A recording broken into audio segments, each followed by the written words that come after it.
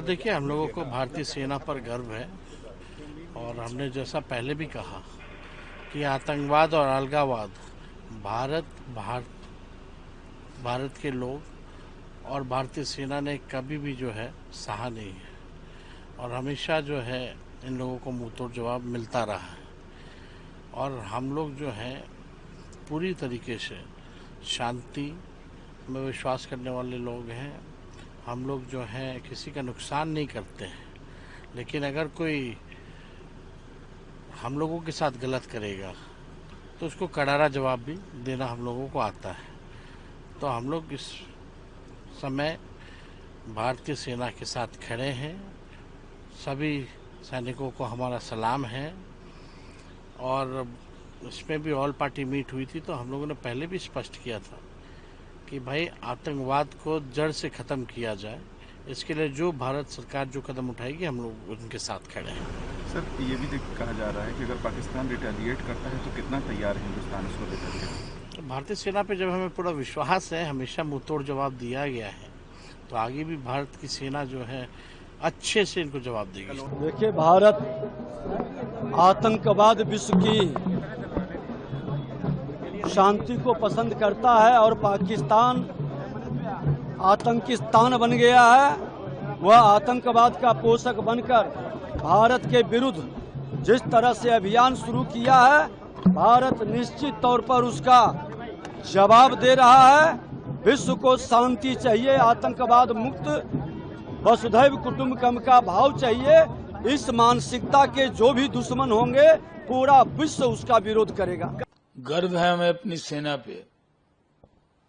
जय हिंद की सेना देश की उम्मीदों पर खड़ी उतर रही है। हमारी सेना, पूरा देश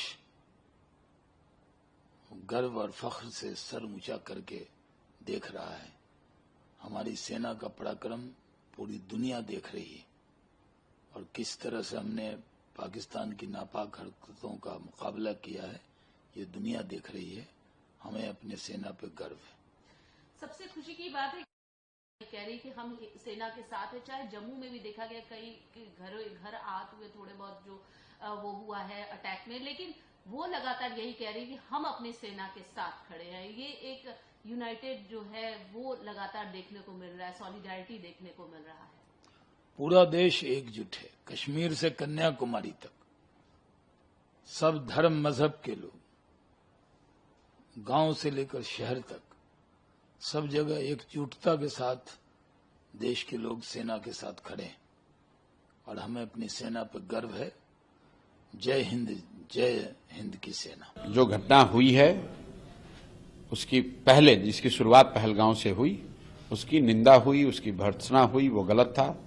उसके बाद इस देश में पिछले 2-3 दशकों से ये मांग आम रही है कि जिन जगहों से इस तरह की घटना के अंजाम देने वाले लोग प्लानिंग करते हैं, जहां से इसकी पूरी एक तरह से अंजाम देने के लिए जिस व्यवस्था की जाती है, वहां पर जाकर हमें अटैक करना चाहिए, वहां पर जाकर उनको खत्म करना चाहिए।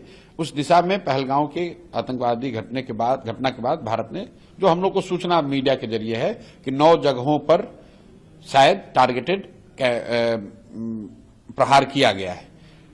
निश्चित तौर पर जब आप इस तरह का कोई एक्शन लेंगे तो ये संभावना रहती है कि सामने वाला भी रिटेलिएट कर सकता है।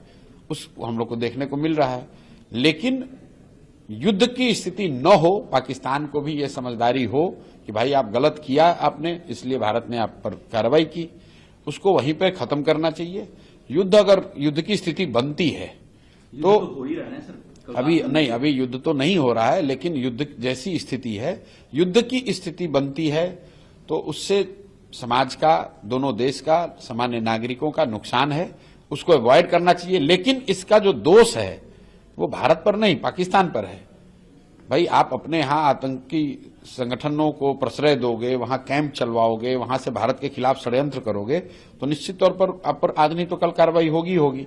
और जब कार्रवाई हुई है तो बजाय इसके कि आप अपनी गलती माने और अब आगे न दोहराने का संकल्प लें या प्रयास करें, अब आप अगर रिटेलिएट करेंगे, पाकिस्तान के हर हमले का, हर प्रयास का भारतीय सेना चुनौती मान करके जवाब दे रही है। उनके मंसूबों को ध्वस्त कर रही है। उसके बाद भी पाकिस्तान अपनी नापाक हरकतों से बाज नहीं आ रहा है। सोर्सेज की माने तो ये भी कहा जा रहा है कि पाकिस्तानी जेट को शॉट डाउन कर दिया गया है पठानकोट में इंडियन एयर डिफेंस द्वारा। इंडियन एयर डिफेंस की जितनी भी प्रशंसा की जाए उतनी कम है।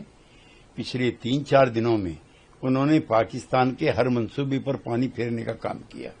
ऑपरेशन सिंदूर पर यूएस के वाइस ने एक इंटरव्यू फॉक्स न्यूज को इंटरव्यू देते हुए बयान दिया है कि हम सिर्फ इनकरेज कर सकते हैं दोनों पार्टी को डी एस्केलेट करने के लिए, पर हम ये मिडिल ऑफ द वॉर में इन्वॉल्व नहीं हो सकते हैं। नहीं, ये मिडिल ऑफ द वॉर नहीं है।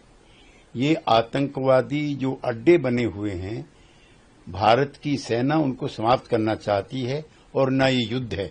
लेकिन युद्ध अगर पाकिस्तान की तरफ से थोपा गया तो भारत मुंह तोड़ जवाब देगा। आखिरी सवाल सर, एक है पाकिस्तान गवर्नमेंट ऑफ पाकिस्तान का मिनिस्ट्री ऑफ इकोनॉमिक अफेयर्स और इकोनॉमिक अफेयर डिवीजन, उसने ट्वीट किया ये कहते हुए कि गवर्नमेंट ऑफ पाकिस्तान अपील करता है इंटरनेशनल पार्टनर्स से कि वो उनको लोन दे और आफ्टर हैवी लॉसेस जो उनके ऊपर लॉस हुए हैं उसके अलावा, और ताकि एमिड escalating war and crash stock crash हमें मदद चाहिए डी एस्केलेट करने के लिए। पाकिस्तान पहले से ही आर्थिक संकट के दौर से गुजर रहा है। इंटरनेशनल मॉनेटरी फंड और वर्ल्ड बैंक से निरंतर कर्जे लिए जा रहे हैं और इस युद्ध के बाद पाकिस्तान की हालत भिखारियों जैसी होगी। पर सर इसके बाद पाकिस्तान की सरकार कि उनका जो ये जिस पेज से ऑफिशियल पेज से ये ट्वीट गया है वो हैक हो गया है, 1-1.5 घंटे बाद ये उनका बयान आया है। निरंतर झूठ बोलने, डिस्प्रपोर्शनेट प्रोपेगेशन के लिए पाकिस्तान की सेना भी और राजनयिक भी काफी माहिर है। देखिए, केंद्र सरकार के निर्देश पर पूरा बिहार रेड अलर्ट पर है। आप जानते हैं कि जो हमारा सीमांचल का क्षेत्र है पूर्णिया, वहाँ से बांग्लादेश, नेपाल और बगल में अगर सिल्लीगुड़ी के पास देखें तो चाइना और तिब्बत का बॉर्डर है, भूटान का क्षेत्र है। पूरा बहुत सेंसिटिव इलाका हमारा सीमावर्ती क्षेत्र है। कल बिहार के माननीय मुख्यमंत्री श्री नीतीश कुमार जी पूर्णिया में समीक्षा बैठक करने जा रहे हैं, क्योंकि युद्ध की स्थिति करीब करीब आप देख रहे हैं कि पाकिस्तान और हिंदुस्तान के बीच लगातार गोलाबारी चल रहा है। आज जो ये कार्रवाई भारत ने किया है, हिंदुस्तान ने किया है, सिर्फ निर्दोष सैलानियों का जो निर्मम हत्या आतंकवादियों ने किया, उसी का ये बदला हम ले रहे हैं। और पाकिस्तान अपने नापाक हरकत के कारण लगातार भारत पर गोलाबारी करने का प्रयास कर रहा है। बिहार रेड अलर्ट पर है, सभी की छुट्टियां रद्द कर दी गई है और विशेष करके जो स्वास्थ्य सेवा है और पुलिस का सेवा है, यानी आपदा जितने भी आपातकाल सेवा है, उन सब का छुट्टियों को रद्द करके कल मुख्यमंत्री जी पूर्णिया में बैठक करेंगे, परसों रक्सौल में बैठक होगा और इस तरह करके जो है बिहार में सारी तैयारी सेना के साथ और कैसे युद्ध के स्थिति में हम जिएंगे इसकी तैयारी की जा रही है। ये कहना कि लगातार, असल बात ये है कि वो जो उन्होंने ध्यान रखिए कि अब से नहीं, कई दशक हो गए, आतंकवाद उनकी राज्य की नीति का हिस्सा है। आतंकवाद के केंद्रों को हम खत्म करेंगे, उन्हें लगता है कि उनको हम उनके खिलाफ कार्रवाई कर रहे हैं। अब वो उस आतंकवाद को प्रोटेक्ट करने के लिए जो कार्रवाई कर रहे हैं, भारत सक्षम है उसका जवाब देने। कल पाकिस्तान ने जिस तरह से भारत पर हमले करने का दुस्साहस किया है, उसका परिणाम और अंजाम पाकिस्तान को भुगतना पड़ा और भुगतना पड़ेगा। ये देश हिंसा में विश्वास नहीं करता, ये देश अहिंसा में विश्वास करता, शांति का पुजारी है भारत। लेकिन भारत की ओर अगर कोई बुरी नजर से देखेगा तो उसे करारा जवाब देने के लिए भारत की सेना तैयार बैठी है। 140 करोड़ देशवासियों को, भारतीयों को अपने सेनाओं के शौर्य, पराक्रम और अद्भुत वीरता पर गर्व है और दुनिया ने कल देखा भारत के सुदर्शन चक्र की ताकत। ये भारत है और जो भारत के लोगों को मारेगा, जान लेगा, तो भारत ने संवेदनशीलता दिखाते हुए भारत की सेना ने पाकिस्तान के आतंकियों के ठिकानों पर हमला किया। उनके अड्डों को ध्वस्त किया, आतंकियों को मारा, लेकिन पाकिस्तान बेचैन हो गया।